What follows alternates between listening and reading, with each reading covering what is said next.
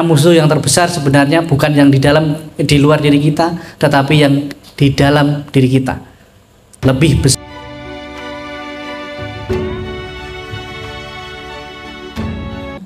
Pertanyaan dari ibu tadi, menghadapi musuh dalam selimut, katanya nggak tahu gimana ya musuh dalam selimut itu, karena saya tidak pernah satu selimut sama musuh saya. Karena kalau bisa satu selimut baku tikam aja kan ya. Ya, intinya bagaimana kadangkala musuh dalam selimut, dia sebagai musuh tetapi tidak terlihat karena saking dekatnya, saking halusnya. Yang saya ingin katakan adalah ketika kita sudah tidak cocok sesuai dengan orang lain, kita hanya butuh menjaga jarak karena untuk menjaga saling keduanya. Tetapi ingat, jangan bicarakan keburukannya ataupun membenci. Jangan karena marah dan benci mengharap orang itu celaka. Itu salah satu. Dan kesabaran itu adalah salah satu praktek. Karena kalau di dalam agama Buddha, kanti paramang tapo titikang. Kesabaran adalah praktek pertapaan yang tertinggi. Kesabaran itu praktek agama yang tertinggi juga. Karena apapun membutuhkan kesabaran. Kalau ibu bisa mempraktekkan kesabaran itu, disitulah meningkat kualitas batin kita. Bagus, itu sebenarnya bukan masalah, tetapi tantangan atau rintangan. Bapak Ibu, yang saya ingin katakan lagi, bahwa dalam hidup ini sebenarnya tidak ada yang namanya masalah. Yang ada hanyalah tantangan dan rintangan. Karena kalau sedikit kita anggap masalah, sepertinya berat. Tetapi kalau kita anggap, oh ini ada tantangan dan rintangan dalam hidup saya, hidup berkeluarga, hidup bersahabat atau berteman, ada tantangan dan rintangan yang harus saya selesaikan. Seperti halnya Bapak Ibu kalau main game, kalau mau naik tingkat, naik level, harus melewati tantangan demi tantangan, bukan masalah demi masalah. Tetapi oh ada tantangan baru, ada rintangan baru. Kalau kita mau naik level, berarti kita harus menghadapi itu. Seberat apapun, sesulit apapun, kalau kita anggap tantangan dan rintangan, kita bisa melewatinya. Bapak Ibu, seorang bijak mengatakan tidak ada masalah yang tidak bisa diselesaikan.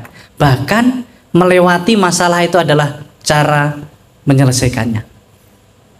Musuh dimanapun, walaupun di luar diri kita, di dalam selimut, ataupun di dalam diri kita sendiri. Karena musuh yang terbesar sebenarnya bukan yang di luar diri kita, tetapi yang di dalam diri kita. Lebih besar dari musuh yang di dalam selimut tadi.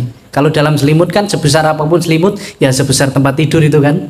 Tapi musuh di dalam diri kita bisa lebih panas dari matahari, bisa lebih dingin dari salju di kutub utara. Itu musuh di dalam diri kita, dan bisa membakar yang di luar diri kita ataupun bisa membekukan yang di dalam diri kita. Kalau kita ada musuh di dalam diri kita sendiri, itu sangat berat sekali. Jadi ibu tadi, kanti paramang tapo titikan, kesabaran adalah praktek bagaimana menghadapi masalah, tantangan, rintangan yang tertinggi. Karena sebesar apapun, kalau kesabaran masih bersemayam di dalam diri kita, kita bisa mendekatkan diri kepada Tuhan, mendekatkan diri kepada diri kita sendiri. Bagaimana diri kita sendiri itu yang terpenting di situ sebenarnya. Mungkin itu ibu ya. Jadi tantangan rintangan itu kita harus lewati dengan kesabaran dan kesadaran. Jangan takut melangkah ibu. Yang terpenting langkah kita tidak menakutkan orang lain. Karena hidup ini adalah perjalanan. Cepat tidak harus berlari, apalagi lari dari kenyataan. Itu salah satunya. Untuk Bapak,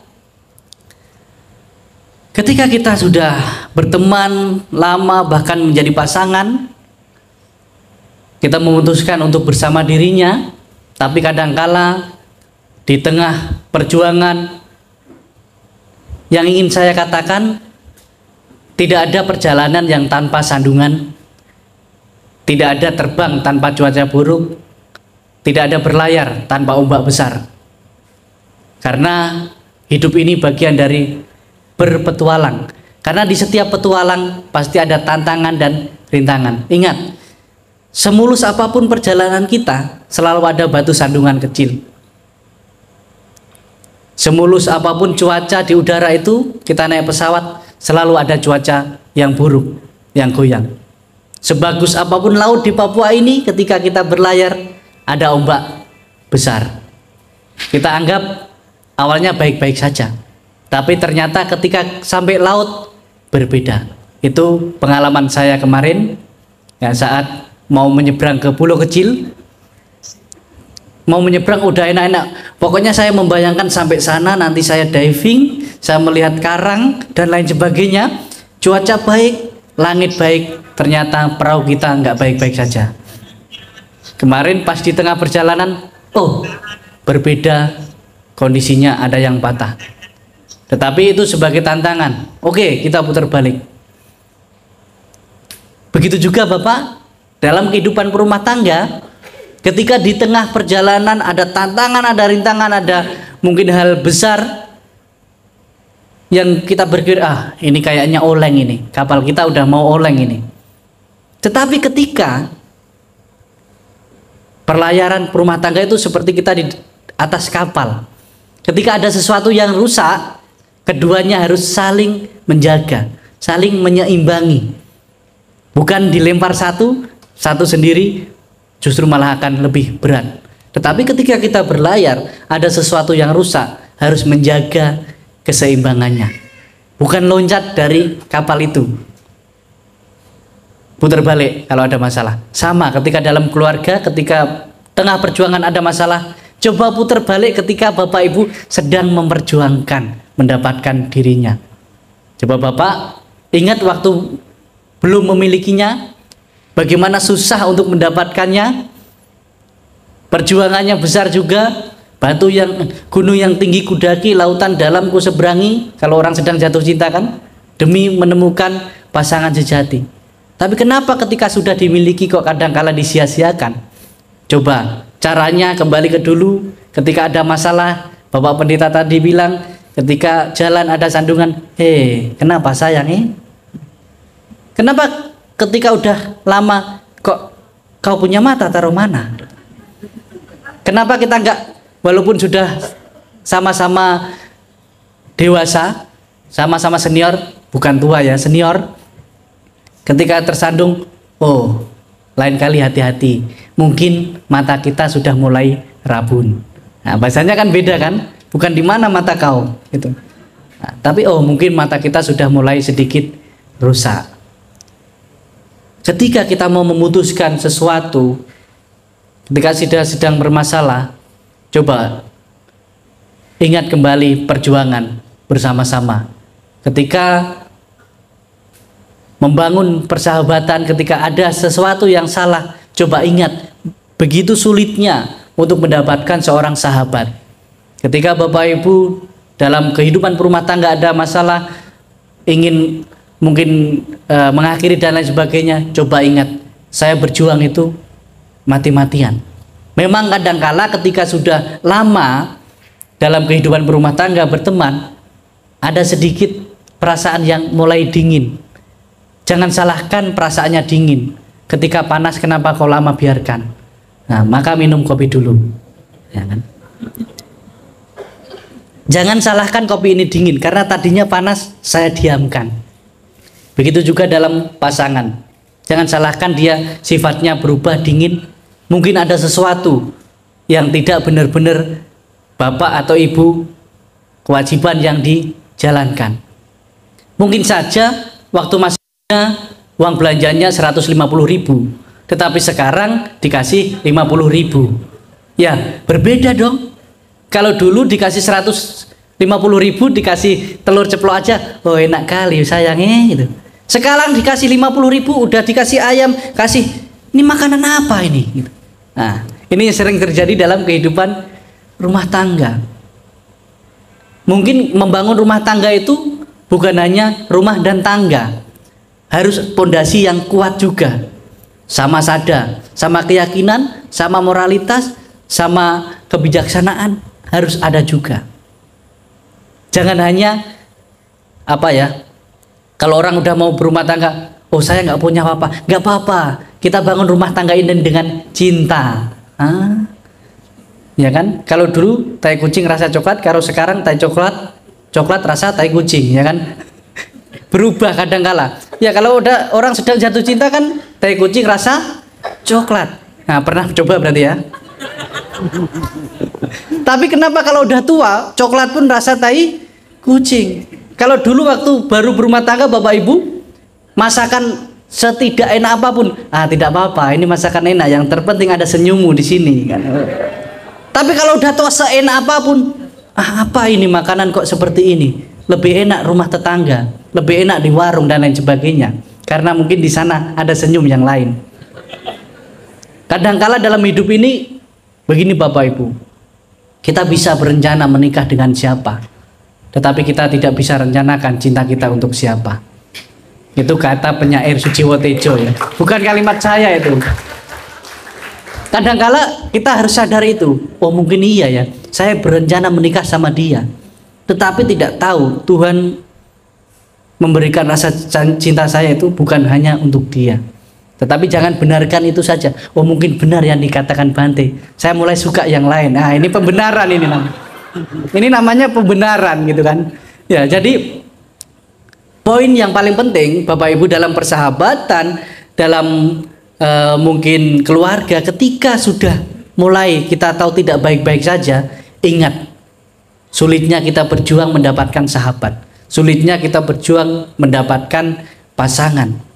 Maka nanti akan ada sedikit kebijaksanaan yang muncul. Oh iya ya, kita akan menghargai sesuatu yang kita dapatkan ketika cara kita mendapatkan itu memang sulit. Itu. Jadi ingat, tidak ada perjalanan yang tanpa sandungan, tidak ada kita berlayar tanpa cuaca buruk, tidak ada kita terbang naik pesawat tanpa cuaca buruk, melayar tanpa ombak besar. Selalu ada itu. Maka jaga keseimbangan, saling menjaga. Bersama sahabat saling menjaga. Walaupun ada saling kesalahan, saling menjaga, memaafkan. Karena hidup ini kalau tidak ada cinta itu susah.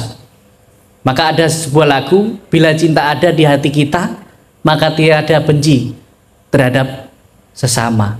Kalau kita terlahir dari kedua orang yang saling mencintai, kenapa kita pandang yang lain dengan benci? Kita diciptakan dari kedua orang tua yang saling mencintai. Kenapa kita saling membenci? Kalau semua agama mengajarkan tentang cinta, buat apa kita memandang yang lain dengan kebencian? Buat apa kita memandang yang beda dengan kebencian? Kalau di dalam sahabat saya yang Muslim, kalau Tuhan mau menciptakan kita sama bisa, tetapi Tuhan ingin melihat dunia ini berwarna, maka menciptakan yang berbeda-beda. Di belakang kita ada tulisan bersama dalam perbedaan. Berbeda tidak harus dengan kebencian, tetapi ketika kita bersama itu kita bisa menjalin cinta. Mungkin kita di sini Kopi Dharma, menu kita berbeda. Saya kopi, Bapak Mendeta teh. Tetapi saya tidak menyalahkan, oh kopi saya Bapak yang paling enak, Bapak minum teh nggak enak, jauh itu dari Tiongkok. Wah, kopi ini dari Wamena, dekat gitu. Tetapi kita punya selera masing-masing. Tetapi kita yakin apa yang kita minum ini sama-sama enak, berwarna. Di meja Bapak Ibu ada beberapa makanan, warnanya beda-beda, rasanya beda-beda, tetapi itu sama-sama makanan. Walaupun kita berbeda keyakinan, berbeda agama, berbeda suku, berbeda bahasa, tapi kita satu, yaitu dari cinta orang tua. Maka mari kita lanjutkan petualang perjalanan ini, lanjutkan hidup kita dengan hati dan hati-hati. Yang lalu berlalu, yang akan datang belum terjadi. Mari kita fokus hidup saat ini, sekarang, di sini. Jalani hidup hari-hari dengan kesadaran dan kesabaran, karena kalau kita dengan amarah bukan menjadi manusia, tetapi menjadi makhluk-makhluk di sekitar kita yang ingin menghalalkan segala cara. Karena kita sebagai manusia harus memanusiakan manusia lainnya, bukan memanfaatkan manusianya untuk kita bertahan hidup. Kalimat yang sering ingin saya katakan adalah hidup ini harus menghidupkan kehidupan orang lain, bukan memanfaatkan kehidupan orang lain untuk kita bertahan hidup. Demikian yang bisa saya sampaikan. Bila ada kata, gerakan muka saya ataupun tubuh saya yang kurang berkenan di hati Bapak Ibu dari awal sampai akhir ini, yang baik boleh diambil, yang buruk tidak usah dimasukkan ke dalam hati. Bila ada kopi, bila ada teh, kita besok malam bisa duduk bersama di sini. Mungkin tambahannya ada pop mie, ada cilok dan lain sebagainya tadi, silahkan dinikmati. Bila ada yang kurang, mungkin suguhannya boleh besok Bapak Ibu bawa ke sini, tambah sendiri.